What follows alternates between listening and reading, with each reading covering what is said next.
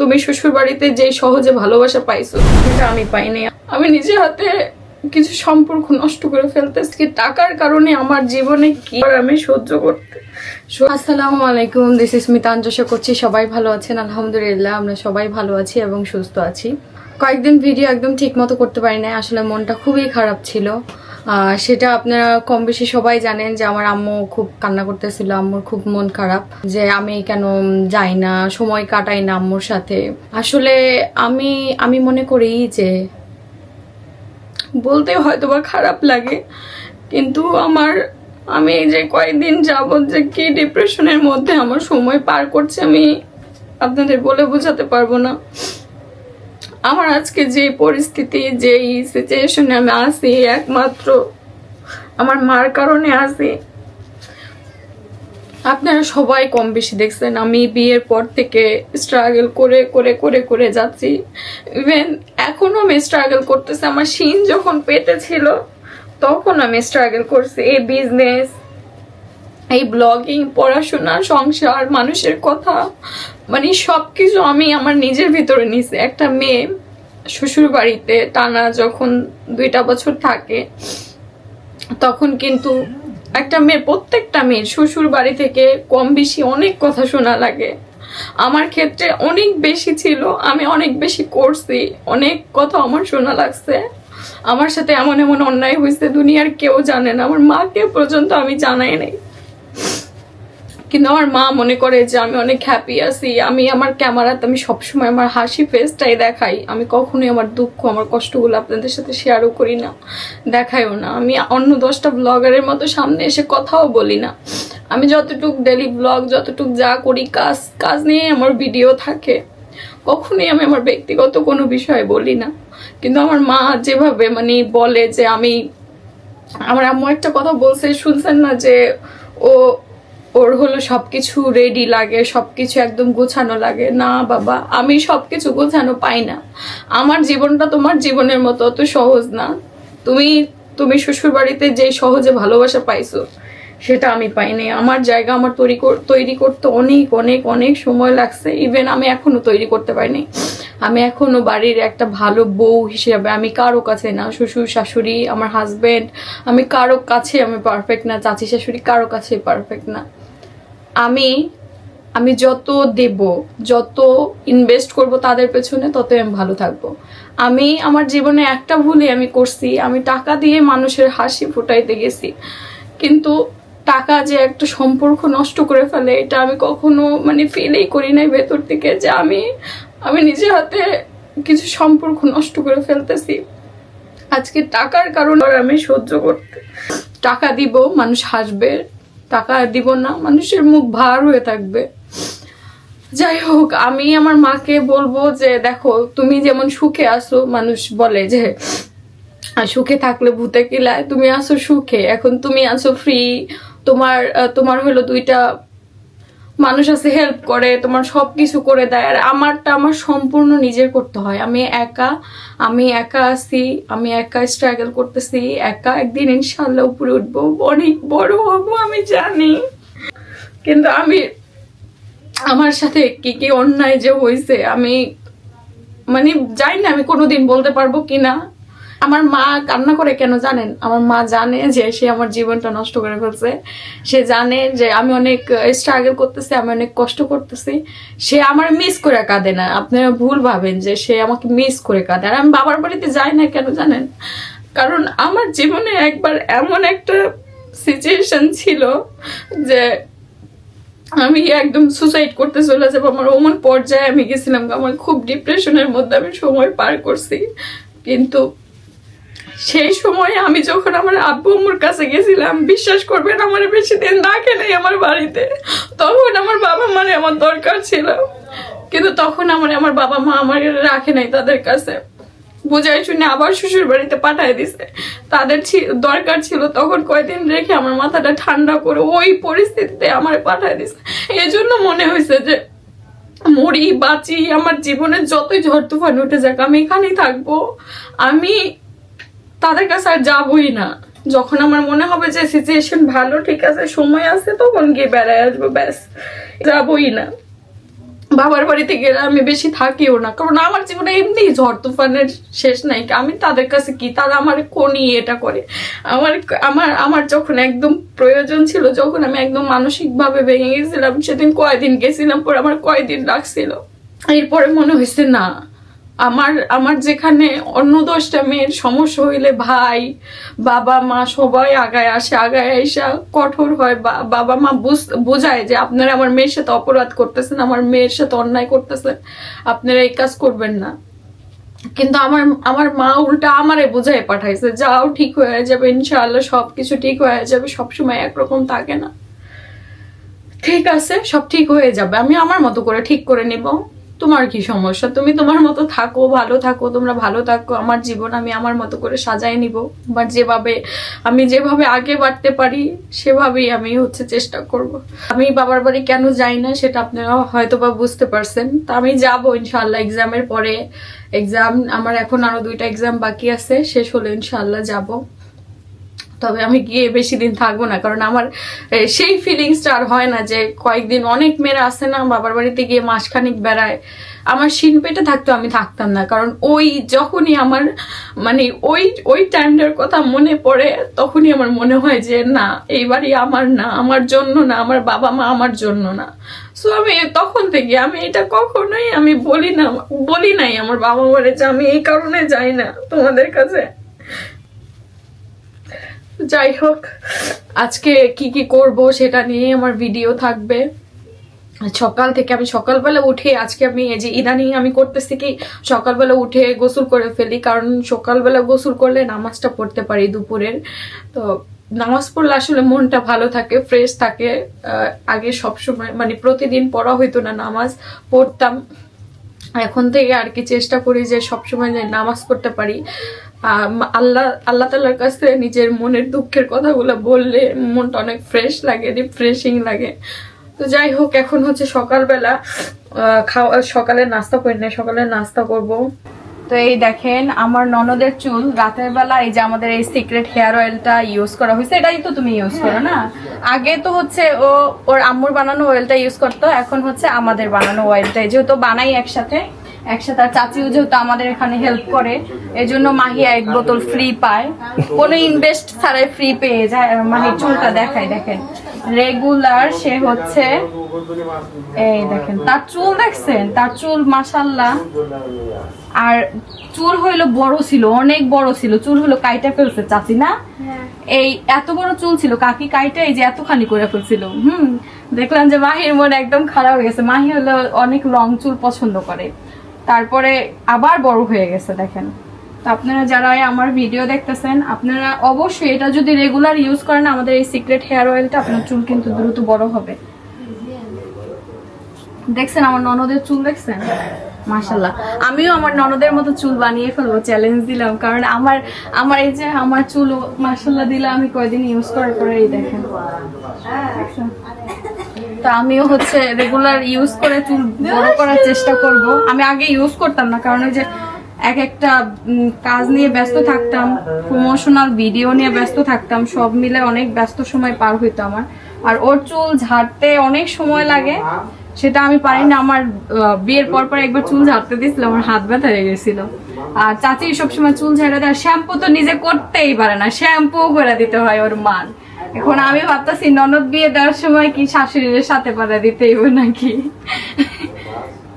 যাই হোক, আপনারা আমাদের অয়েলটা নিয়ে নিতে পারেন। আমাদের এটা স্ক্রিনে হোয়াটসঅ্যাপ নাম্বার দেওয়া আছে, স্ক্রিনে হোয়াটসঅ্যাপ নাম্বার দিয়ে দ্রুত যোগাযোগ করে ফেলবেন। এই যে এখানে সকালের নাস্তায় রুটি বানানো হয়েছে, তো রুটি খাবো। আর ঝোল আছে, মাংসের ঝোল। আরও এখানে আছে ভাত, ডিম ভাজি, তারপরে আলু ভর্তা। এই হলো সকালের নাস্তা আমাদের, যে যেটা খায় আর কি, যার যেটা পছন্দ। ও এখানে মাংসের ঝোলও আছে, এই যে মাংসের ঝোল। মাংস নাই অবশ্য মাংস শেষ হয়ে গেছে, কিন্তু ঝোলটা আছে। নাস্তা করে একটু বাইরে বের হব। বাইরে এত সুন্দর আবহাওয়া, গরম আছে বাট আবহাওয়াটা খুব সুন্দর। এই দেখেন, সকালে নাস্তা করতে করতে একটা কথা মনে পড়লো, সেটা যে আমার কিন্তু ওয়েট অনেক বাড়ছিল। যখন বাবুসিন হওয়ার আগে আমার ওয়েট ছিল 40 বা 45, তারপরে দেখছেন তো আমি কি পরিমাণে হেলদি হয়ে গেছিলাম। আমার ওয়েট তারপর হয়ে গেছিল 65 কেজি। সেখান থেকে এখন আমি 54 আর 55-তে আপ ডাউন করছি। বাট আমার ইচ্ছা আছে আরও 5 কেজি কমাবো। আমার হাইটের সাথে 50 কেজি বা 49 কেজি সেটা একদম বেস্ট লাগবে, আবার দেখতেও সুন্দর লাগবে। যখন আমার ওয়েট 50-49 তখন সবাই বলতো যে এই ওয়েটে আর এই সে তোমাকে অনেক সুন্দর লাগতো। তো সেই কারণে আমার মনে হচ্ছে আমি এখন একটু চেষ্টা করব যে ওয়েটটা আর একটু কমাতে, বেশি না একটু কমাইতে পারলেই হইলো। কিন্তু ওয়েট কমানোই তো অনেক কষ্ট। কিছুদিন খাবার খুব মেনটেন করে খাইছিলাম তো ওয়েট কমছিল, এখন আবার খাবার দাবার একদম পুরো এলোমেলো হয়ে গেছে। তো ভাবছি যে একটা রুটিনের মধ্যে নিয়ে আসবো, তাহলে তো শরীরটা একটু হলেও কমবে, নিজেরই উপকার হবে, তাই না বলেন? তো এই যে এখানে হচ্ছে আমার শ্বশুর আব্বু মাছ কিনে পাঠাইছে সকাল সকাল। তো আগে দেখাই কি কি মাছ কিনে পাঠাইছে। আমি কিন্তু মাছের নাম জানি না ভালোভাবে, তো এই জন্য অনেকে অনেক কথা বলেন। আসলে আমি না, অনেক মানুষই মাছের নাম একটা আরেকটা বলে ফেলে ভুলে। আমি এমন এমন ব্লগারদের দেখছি ইলিশ মাছ রান্না করতেছে, সরি ইলিশ মাছ তো সবাই চিনে, রান্না করতেছে হইলো তেলাপিয়া মাছ, বলতেছে হইলো কই মাছ রান্না করতেছি। যাই হোক, এখানে হচ্ছে এটা কি মাছ, বাটা নাকি রাইক বাটা? রাইক বাটা। আর এটা কি? এই তেলাপিয়া। ওটা তো তেলাপিয়া চিনি। এটা কি? জিএল মাছ। জিএল মাছ দেখেন কেমন বেশি জিএল। তারপরে যে টাকি মরা মরা মাছ। মরা মাছ না তাজা ছিল, মইদি গেছে এখন পাঠাশন টাকা সব মরি গেছে। মইদি তো গেছে। এখন হচ্ছে এই মরা মাছগুলো কাটা হবে, এই আর কি। কুটি বাইলি না। মনে হচ্ছে 2 কেজি মাছ নাকি 1 কেজি? এটা হচ্ছে 3-4 রকম মাছ। হ্যাঁ এই যে Mixed. পাঁচ মেশালি মাছ, হ্যাঁ। মিক্সড চাষ করা মাছ। পদ্মা নদীর মাছ চকচক থাকে। বিলে। চাষ করা মাছ। আর বাজার থেকে মাছ নিয়ে আসলে কিন্তু মাছ কাইটা নিয়ে আসা যায়, একটু সময় লাগে, দাঁড়ায় থাকতে হয়। কিন্তু আমাদের মাছ বাজার থেকে কিনা হয় না। আমাদের মাছ হলো এখানেই, আমার শ্বশুর যেখানে দোকানে বসে ওখানেই এমনি টুকটাক আসে। বাজার না আসলে, এমনি এলাকার মধ্যে ওই এক মাছালা আসে ওনার থেকে। উনি তো আর কাইটা বিক্রি করে না, উনি এক ড্যাগ আছে না পাতিলের মধ্যে করে বিভিন্ন জায়গায় বিক্রি করে ই করে। এর জন্য মাছ কখনো কিনা এই নিয়ে আসা হয় না। এই কি দিন দেখলে তো খাওয়ার রুচি ছিল দেখুন কি অবস্থা। জিএল বাচ্চা দেয় কত জানো? প্রায় 1-2 হাজার বাচ্চা দেয় আমি একবার। দেখি না, আমি জানি না বাচ্চা কয়টা দেয়। পুকুরে ছিল তো। তোমাদের খাইছে খালি। তোমাদের পুকুর ছিল, চাচি গরু ছিল। চাচি হচ্ছে কাটা খায় জ্বর আমার এসে গেছে। হাজবেন্ড গরুর ঘাসও কাটতো, জানেন? গরুর ঘাস কাটতে কাটতে একবার তার হাত কেটে গেছে। এই যে এইটা কিন্তু গরুর ঘর ছিল, তাদের অনেকগুলো গরু ছিল। গরু ই করার পরে অনেক বড় একটা লসও খাইছিল তারা, না বলো? লোন তুলে লস খাইছিল।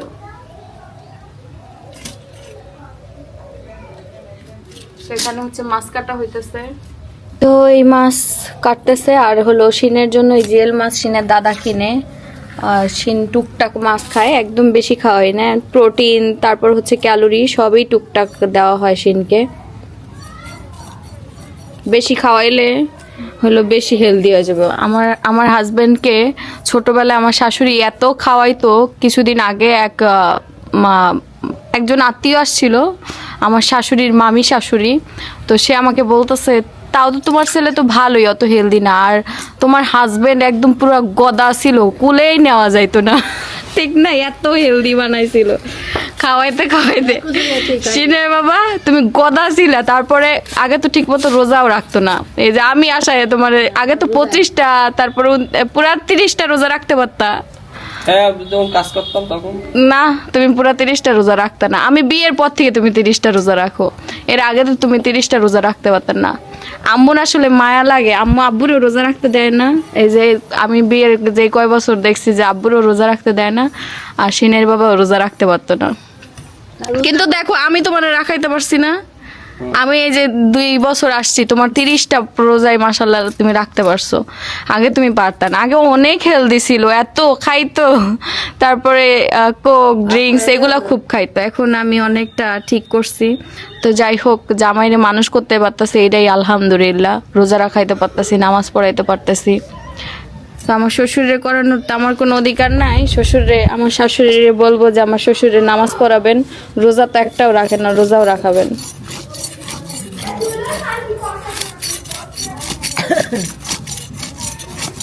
দেখেন এ চোখ বন্ধ করে পাট নিতেছে। ওই যে ওইদিকে সে তার ফুপ্পির সাথে খেলা করতেছে, ফুপ্পির সাথে ঘুরতেছে। এই দেখেন বাইরের আবহাওয়া, আজকে রোদ রোদ তেমন একটা নাই, আছে মোটামুটি, কিন্তু অনেক গরম। এই যে আমাদের গাছটা কিন্তু একদম মরে যাচ্ছে, জানি না হবে কিনা। পানি দেওয়া হয় না তো ঠিক মতো, সময় পাই না পানি দেওয়ার। মাছ আজকে যেগুলো কাটা হয়েছে সেগুলো ফ্রিজে রেখে দেওয়া হয়েছে, কারণ আমরা একটু তাজা তাজা কম খাই। তো ফ্রিজেরটা নিয়ে এসেছি, ঠিক না? যাক, আমার শাশুড়ি একটু হাসছে আমার কথায়। আমার কথা একটু হাসি পেলো না? ও ফ্রিজে 2 দিন থাকলো না, হাসাইতে তো আপনারে পারছি নাকি? এটা কোন আমার কথায় হাসি তো আসছে, এটাই তো খুশি। ছোট তেলাপিয়া এই দুইটা, ওই দুটো ভাজি দেবো না। ও এই 2 রকম মাছ রান্না করবেন একসাথে? না, এটা একটা পিস আছে। ও আচ্ছা, এটাও কি তেলাপিয়া? বড় তেলাপিয়া না? ও আচ্ছা। আর এই যে এখানে হচ্ছে আলু আর হচ্ছে ইয়ে দিয়ে রান্না করে করবে। মুরগি রান্না করা দরকার নাই তো, অমনি এখনো ওর ওইভাবে খাওয়ার বয়স হয়নি। যেমনি ঝোলও খাওয়ানো দরকার নাই, জানেন? লবণ দিতে হয় না 1 বছর পরে, তার আগে আমরা লবণ দিয়ে দিচ্ছি। অনেক কিছু আমরা জানি না, না জানি না আন্তাজাই শুরু করে দেই, মনে করি আমরাই একদম পুরা ব্রিলিয়ান্ট, একদম আমরাই সব জানি, আমরাই একাই 100। বলে যে 1 বছর না হইলো, আমার ব্লগ অনেকেই দেখতেছে 1 বছর না, লবণ তো আপনি সেই ইয়ে থেকে খাওয়ান, তরকারি খাওয়ানোর একটা ই আছে। আমরা শুনেন, আমরা হইলো মানে অতিরিক্ত মশলা জাতীয় খাবার খাই, এটা তার বাচ্চাদের জন্য মানে ভালো না, সুস্থকর খাবার না। তাই খাওয়ায় মানুষ পোলাপান বড় করে ফেলতেছে। গ্রামের ছেলে পেলে কত আলাদা রান্না করে খাওয়ায় নাকি, তাই খায় দেয় ছেলে পেলে কি শক্ত থাকে। যাই হোক, আমরা একটু যতটুকু জানি ততটুকুই করবো। এই কি শাক রান্না হবে? দেন শাকটা আমি বাইসে দিই। তো শাকটা হলো বাইসা নেই, এর ডাটা শাক আর কত খাবো? এদিকে মানে আর কোনো শাকই আসে না, বাজার না তো। এমনি ওই একটা সবজির দোকান আছে এই মতি মিয়া রেল গেটের উপরে, হ্যাঁ, যে যেখানে থাকে ডাটা শাক। কিন্তু আপনারা তো ডাটা বলেন না, আপনারা বলেন সবুজ শাক। কেমনে হইলো কুষ্টিয়ার ভাষা? হইলো না তো, সবুজ শাক। কিন্তু না, সবুজ শাকের তো বলে, আর শুকনা মরিচ রে বলে ঝাল। হ্যাঁ, আমি কখনোই বলি না শুকনা মরিচ সারা, ঝাল ঝাল কখনো বলি না, কিন্তু আপনারা সবসময় ঝাল বলেন। শুকনা মরিচ তো আপনারা বলেন না, তারপর কাঁচা মরিচ বলেন না, বলেন সবুজ ঝাল নাকি ঝাল, সবই ঝাল। আচ্ছা, এটাকে আমার শাশুড়ি মা বলে হলো সবুজ শাক, মানে সবুজ কালার যেগুলা সবুজ শাক, আর লাল শাকটা একটাই, বুঝছেন? দুনিয়াতে লাল শাক একটাই, আর সবুজ শাক সব গ্রিন কালার যেগুলা। যাই হোক, ডাটা শাক। তো এই যে আল্লাহ কয়াটি নিয়ে আসছে, খালি শাকেই খাবো নাকি? 1 2 6 আটি নিয়ে আসছে বাবা। 6 আটি শাক খাওয়া যাবে হইলো, না হইলো 10 জন মানুষ খাওয়া যাবে এই শাক। কি বলবো, আমার শ্বশুর বাজার করে যখন, তখন একসাথে অনেক জিনিস নিয়ে আসে। কাঁঠাল কয়দিন 10 টাকা করে গেল, খালি কাঁঠাল। আল্লাহ, প্রতিদিন কাঁঠাল একটা করে নিয়ে আসতো। কাঁঠাল খায় অবশ্য সবাই, আমি কাঁঠাল খাই না। কাঁঠাল এই বছর আমি এখন পর্যন্ত মুখে দিই নাই কাঁঠাল, আমি এমনি ফল টল কম খাই। যাই হোক, এখানে আবার হলো এই বাজার আপনি করে নিয়ে আসছিলেন না? ও, এখানে হলো পটল আর হইলো বেগুন, পেঁয়াজ। মাঝে মধ্যে আম্মু যায় একটু রেলগেটের উপরে গেছিলাম কিন্তু মতি সাথে গেছি আমাদের মতিমিয়া রেলগেট নামটা ভালোই লাগে। আচ্ছা যাই হোক, এগুলো পাইছে নেই। এই যে শাকটা আমি হচ্ছে চিনে বাবা, তুমি এই শাকটা কি শাকে চিনো, কি নামে চিনো কি এই শাক? এইটা হ্যাঁ এটা আমার এদিক বলে সাদা শাক, লাল শাক এরকম। সাদা শাক। আচ্ছা, যাই হোক, এই- সবুজ এই শাকের নাম আছে তো আঞ্চলিক একটা? সাদা শাক হ্যাঁ বলে। এই শাকের নাম আছে তো একটা। কি নাম জানো? এইটা? হ্যাঁ এই ডাটা শাক বলে। হ্যাঁ হ্যাঁ।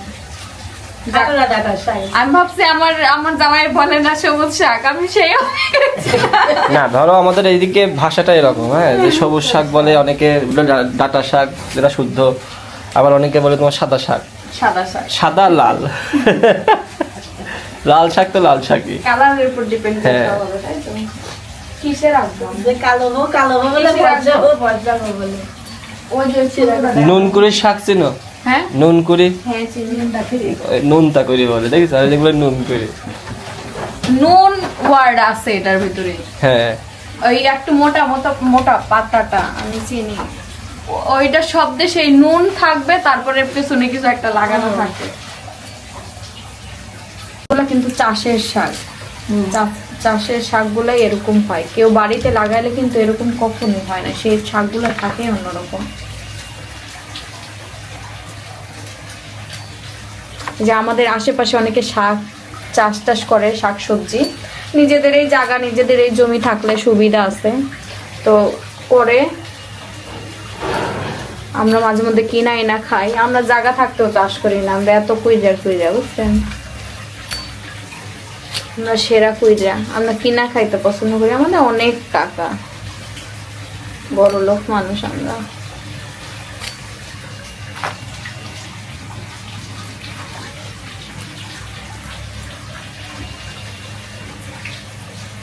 এই যে আমার শাক কাটা শেষ,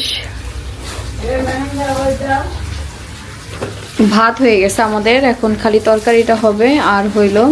তাড়াতাড়ি হয়ে যাবে চুলা এখন ধরানো হচ্ছে, শুধু একটা তরকারি হবে আর একটা শাক হবে। শাক খাওয়া ভালো, প্রতিদিন একটা শাক রাখলে রুটিনে, শাকটা শরীরের জন্য অনেক ভালো। যে এখানে মাছ ভাজা হয়ে গেছে, ভেজে তারপর রান্না করা হবে। এটা কড়া ভাজা হয়েছে না, এটা যেহেতু ভাজা রাখা হবে, কড়া ভাজা হয়েছে। ভেজে এখানে হলো মশলা কষানো হচ্ছে, আর এখানে হলো যে তরকারি ইয়ে হবে, তরকারিটা রান্নার শেষে শাক রান্না হবে।